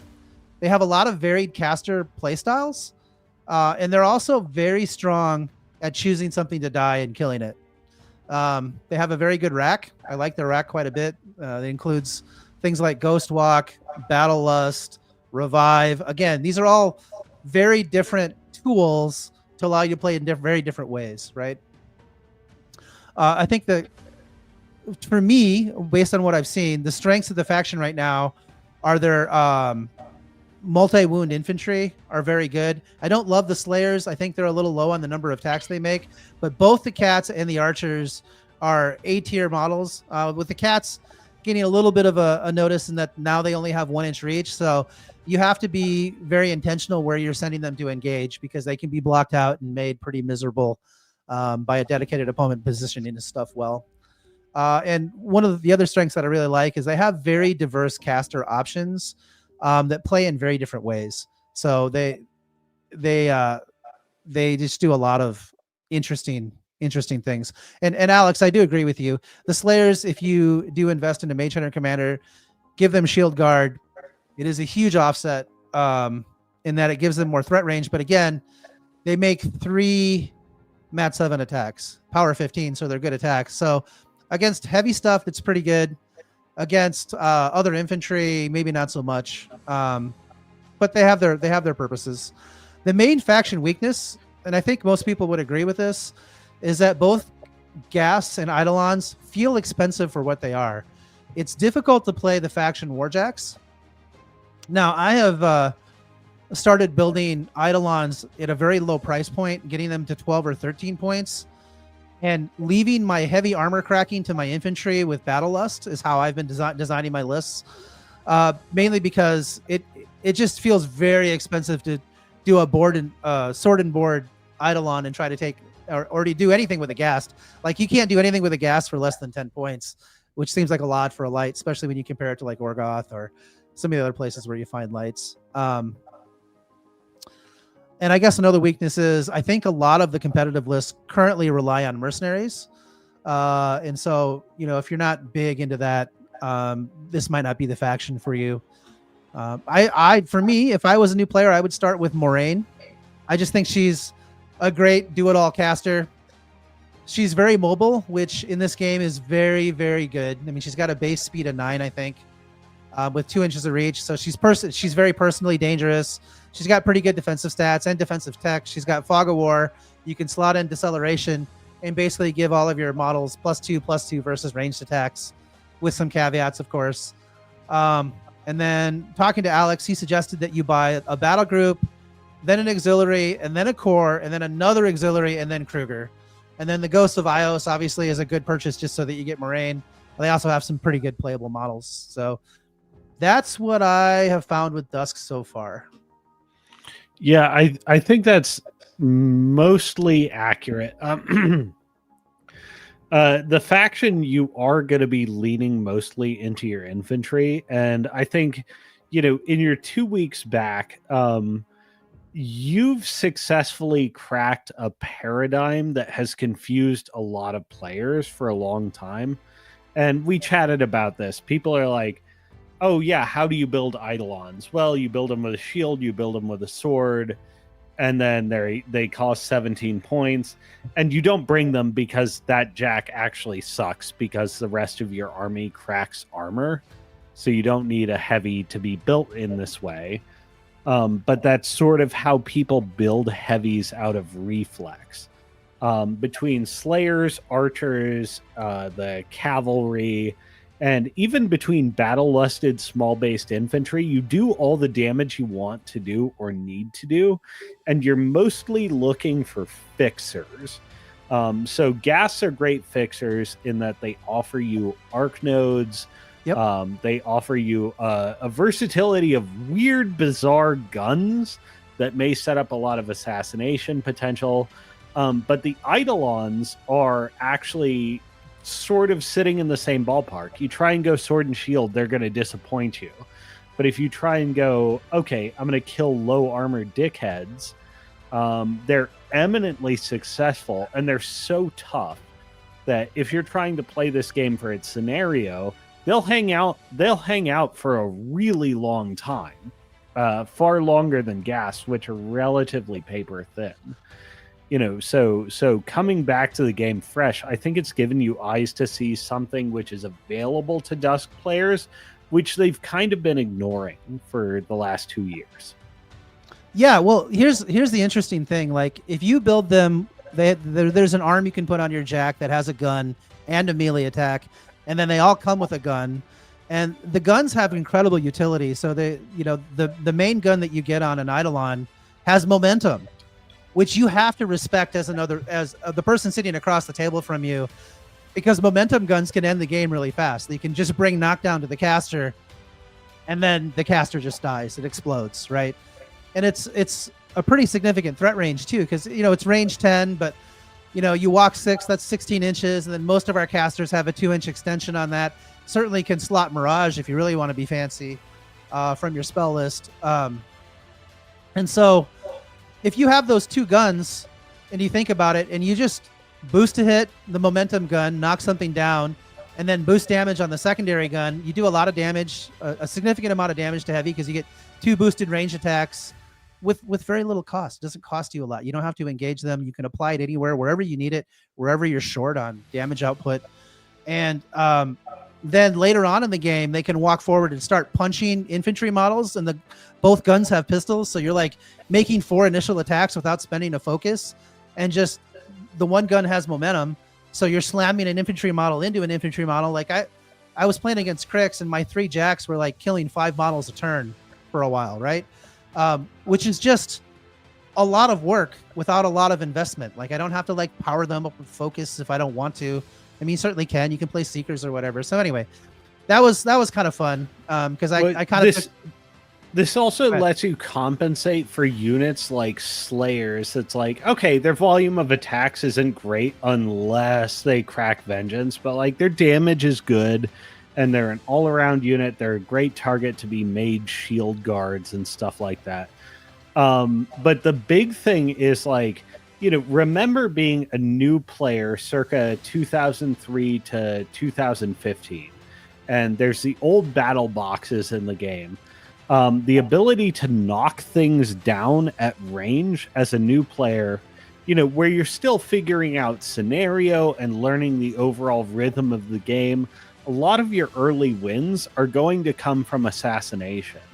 And the way Warmachine introduced you to the game was with casters who could introduce knockdown or stationary at range with really push button abilities. You think back to like Striker 1, Krios 1, Denegra 1, Sorsha 1.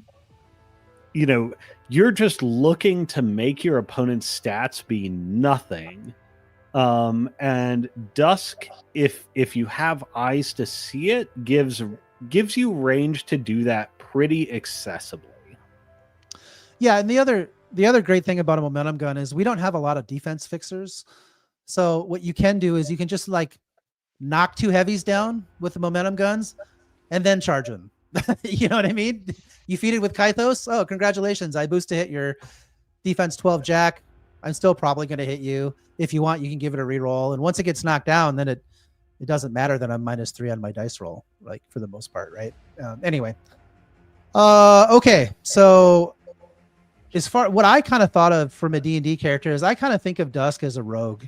And the reason why I think about them as a rogue is again, they're very good at stacking debuffs on something and killing it and using Battle Lust. Like, they can usually just pick out, like, even like Big Pig or Invictus. If they want it to die, they can just kill it. And there's not a lot that can be done about it if the Dusk player wants it to die. They're very good at that. They have pretty good threat ranges. And yeah, I think it's a pretty cool faction. I'm enjoying building for them. Like I said, they have pretty unique casters. I mean, Hazaroth I'm going to be playing around with, because he's basically Harbinger and Testament squished together. and being a protectorate player, I'm all about that play style. So Hazaroth is the most different caster to exist in any faction so far. Yeah. He militates a completely different way of thinking about the game and completely different metrics for, did I succeed this turn?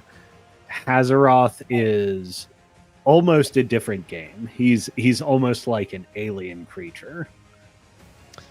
all right, are we ready to do the best? The best for last. I'm gonna say it's the best because that's how I roll. That's awful ambitious of you. I mean, I think there are some guys who would agree, but like, oh boy. Oh boy.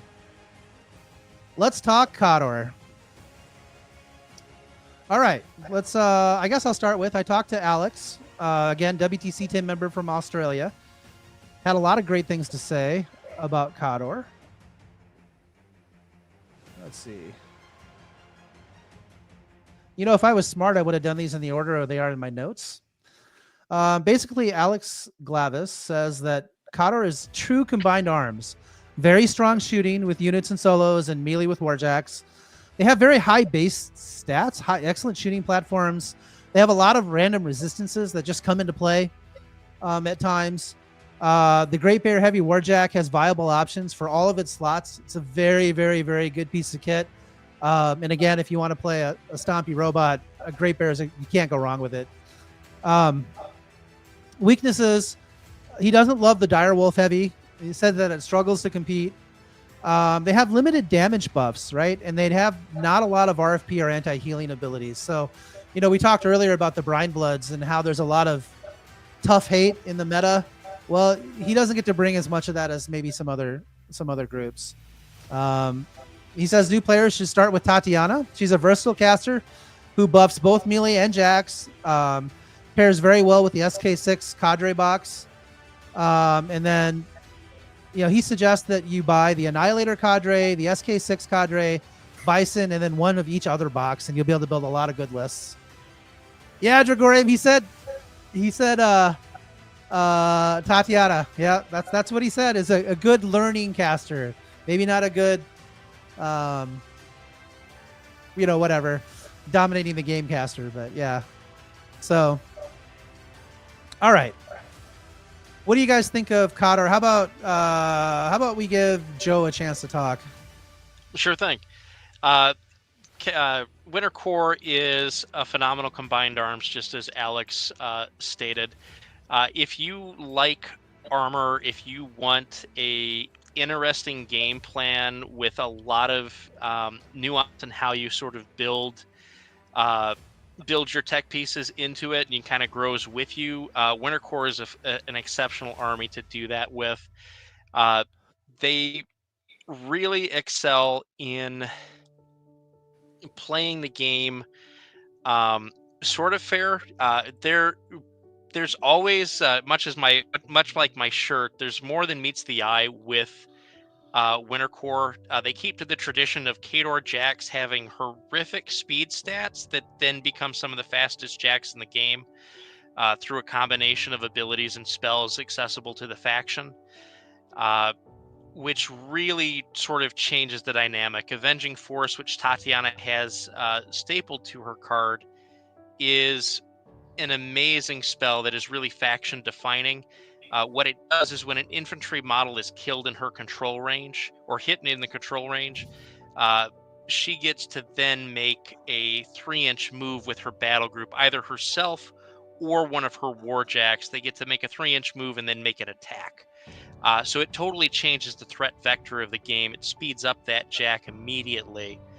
It gives you additional output and really gives the initial dynamics of Winter Core. And if you can understand Avenging Force, you can really start to understand all the baseline tricksiness you have in Winter Core, which is odd to say on the surface, but once you really get into playing them, you're going to find a lot of interesting combinations that you can do that are very difficult for your opponent to handle. Your offensive output can be outstanding, even though you do have limited buffs. And of course, you just come with some of the best base armor in the game.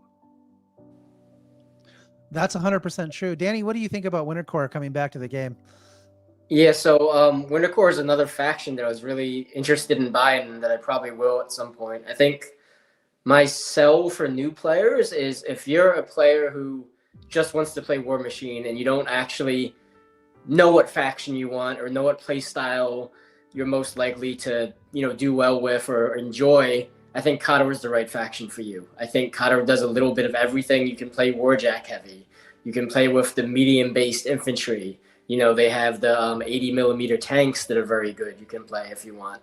They have Vikul or Vikul, who she can play any way you want. She can play for scenario. She can assassinate you. She has a cloud wall. So I think that honestly, as a new player, you can't go wrong with Cotter. Their models look cool. They play well. They're powerful. They have high base armor and high stats, so you don't randomly die to things that you don't expect to. I mean, I think it's a great faction for a new player. Right. And Kador is the warrior of the party. High base armor, very good martially, very good at ranged. They can pick up a bow or toss a spear with the best of them. They're just a really solid hulking brute of an army that has got a great theme.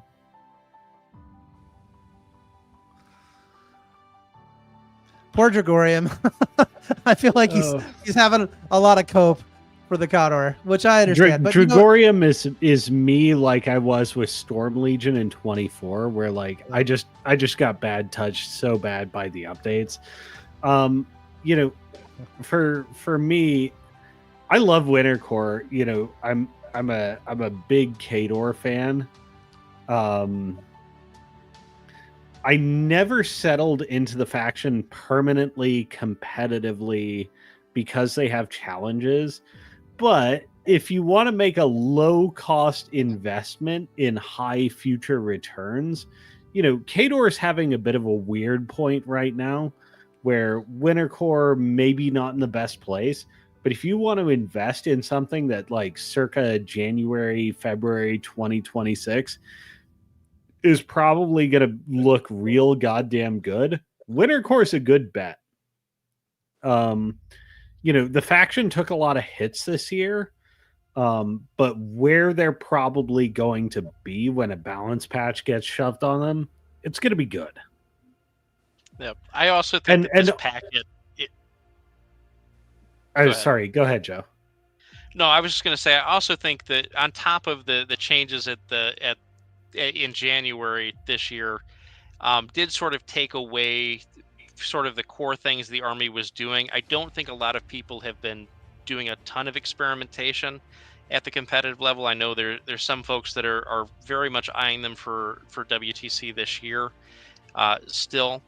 And there's some unexplored territory there. I think the big issue is there's a couple of very solid casters. They don't pair exceedingly well with each other. And I think that this particular packet has some challenges for Kador in their current iteration that I think also get resolved when we go to a new packet in next year. So I think between January update and that, I think they are definitely a rising stock. I think that's right. And it's not just the balance patch that's coming this year or next year. It's a faction that if you want to pan for gold and if you want to try and discover undiscovered metagame country, like, it's good. There's a lot of rooms to find new things. And even, before I switched to Brine Bloods in 24, I was playing Winter Corps. I